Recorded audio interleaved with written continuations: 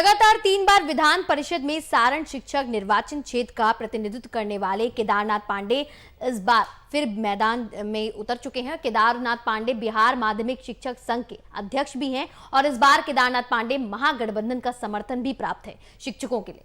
वहीं अनवरत संघर्ष करने वाले केदारनाथ पांडे ने इस चुनाव को लेकर खास बातचीत की है हमारे पटना संवाददाता शशांक दुबे से।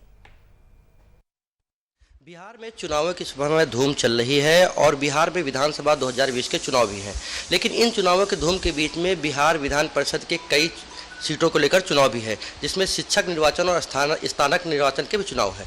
शिक्षक निर्वाचन के चुनाव बिहार में जो हो रहे हैं उसमें एक महत्वपूर्ण कड़ी है जो कि बिहार के जाने माने चेहरे हैं केदारनाथ पांडे जी। केदारनाथ पांडे जी 2002 से लगातार शिक्षकों का विधान परिषद में प्रतिनिधित्व करते आए हैं। आइए बात करते हैं कि इस बार चुनाव में उनकी क्या प्राथमिकताएं हैं, क्या क्षेत्र की राजनीति है और क्या दशा दिशा तय करने वाले हैं। तो हमारे साथ केदारनाथ पांडे जी हैं, इनसे बात करते हैं। जी आपका बहुत बहुत वीआईपी न्यूज़ में स्वागत है। पांडे जी, इस बार का चुनाव किस मायने में आपको अलग लग रहा है और क्या चुनाव होने वाला है आपके बारे? देखिए, इस बार का चुनाव पिछले चुनावों की अपेक्षा इस मायने में भिन्न है कि यह चुनाव झूठ और सच के बीच लड़ा जा रहा है। हमारे जो भी प्रतिद्वंदी हैं उनके पास कोई मुद्दे नहीं हैं, इसलिए वो भ्रमात्मक और नकारात्मक प्रचार चुनावी क्षेत्र में कर रहे हैं कि नियोजित शिक्षकों के लिए, जिनको अब नया शिक्षक कहा जाता है, उनके लिए कुछ किया नहीं गया। सच्चाई ये है कि 2006 में जब से एनडीए की सरकार आई तो नियोजित शिक्षकों का मुद्दा ही शिक्षा के केंद्र में रहा और नियत वेतन से उनको एक वेतनमान और एक सेवा शर्त में हम लोगों ने पहुंचाया। बिहार माध्यमिक शिक्षक संघ का 1925 से संघर्षों का इतिहास है, तो लगातार लड़के हम कुछ आगे बढ़े, लेकिन अभी भी कुछ मुद्दे ऐसे हैं जो मुद्दे अभी पूरे नहीं हुए हैं। जैसे शिक्षकों में समान काम के लिए समान वेतन का एक जो नारा है वो अभी वास्तविक रूप नहीं ले पाया है और माध्यमिक शिक्षा को सरकार ने ही कहा था कि हम पंचायती राज व्यवस्था से अलग करेंगे, तो ये मुद्दा भी अभी हल नहीं हो पाया है।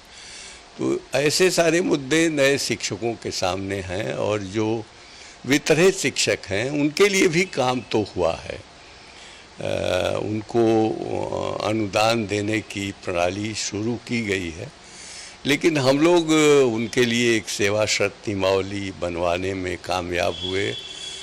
आंतरिक स्रोत से जो राशि विद्यालयों को प्राप्त होती है उसमें 70% राशि शिक्षकों के वेतन में खर्च करने का मुद्दा हल हुआ, लेकिन अभी भी एक मुद्दा है कि उनके अनुदानों को नियमित कैसे किया जाए, उनको घाटा अनुदान में तब्दील कैसे किया जाए और अनुदान के बदले वेतनमान में उनको किस तरीके से लाया जाए, ये मुद्दा आज भी हमारे सामने अभी है।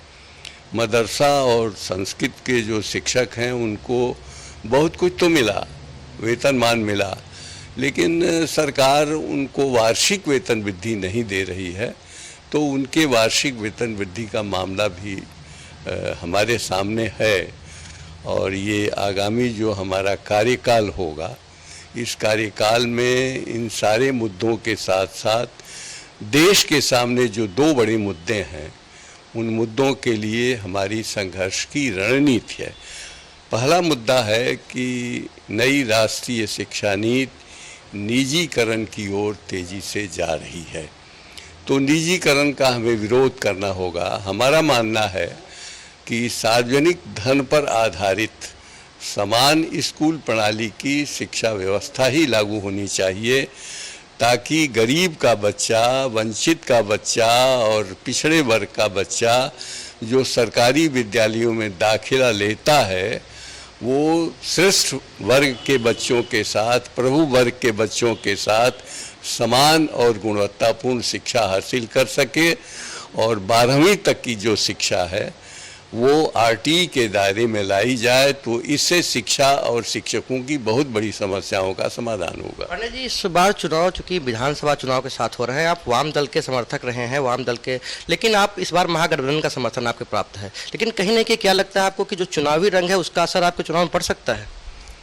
देखिए, चुनावी जो स्थिति है वो हम लोगों के चुनाव में वो स्थिति नहीं आती है, क्योंकि पार्टियां सिर्फ समर्थन व्यक्त करती हैं, कोई चुनावी चिन्ह होते नहीं हैं।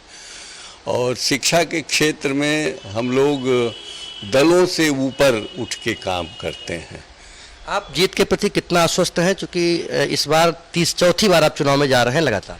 मैं जीत के प्रति पूरी तौर से आश्वस्त हूँ, चूँकि मैंने बेतिया से लेकर के और छपरा तक, जो बेतिया, मोतिहारी, गोपालगंज, सिवान और सारण जिले हैं, इन 5 जिलों का बहुत सघन दौरा किया है और हर कोट के शिक्षक से संवाद किया है। और संवाद करने के बाद मैं इस स्थिति में पहुंचा हूं कि शिक्षकों में जो भ्रमात्मक स्थिति फैलाई गई थी उसका खात्मा हो चुका है, वो गोलबंद हो चुके हैं और उन्होंने मुझे प्रथम वरीयता का मत देकर विजयी बनाने का फैसला ले लिया है। तो ये थे केदारनाथ पांडे जी, जो लगातार 3 बार शिक्षक निर्वाचन सारण से एमएलसी रहे हैं और इस बार भी चुनावी मैदान में ताल ठोक रहे हैं। देखना दिलचस्प होगा कि जो शिक्षक हैं वो इनको कितना समर्थन दे पाते हैं। पटना से कैमरा के साथ मैं शशांक।